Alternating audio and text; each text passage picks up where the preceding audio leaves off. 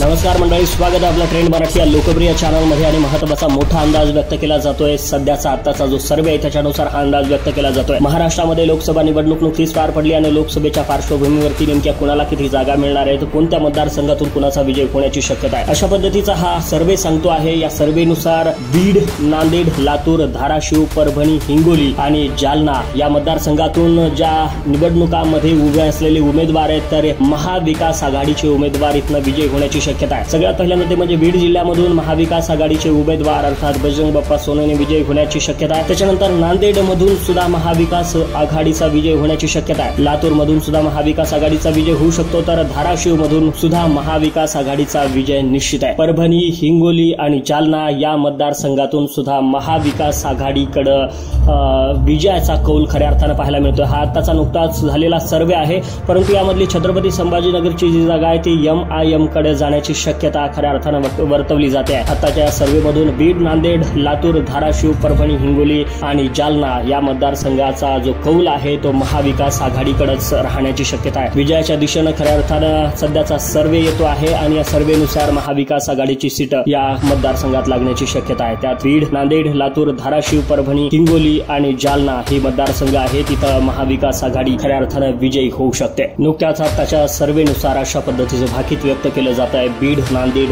लातूर, धाराशिव, परभणी, हिंगोली आणि जालना या जिल्ह्यातील लोकसभेच्या सर्व जागा महाविकास आघाडीकडे राहण्याची शक्यता आहे। अशा पद्धतीचा हा अंदाज व्यक्त केला जातोय। तुम्हाला काय वाटतं नक्की तुम्ही सुद्धा कमेंट करू शकता, त्याच्यासाठी पर्याय खुला आहे। आणि अशाच व्हिडिओसाठी ट्रेंड मराठीला सबस्क्राईब करून ठेवा।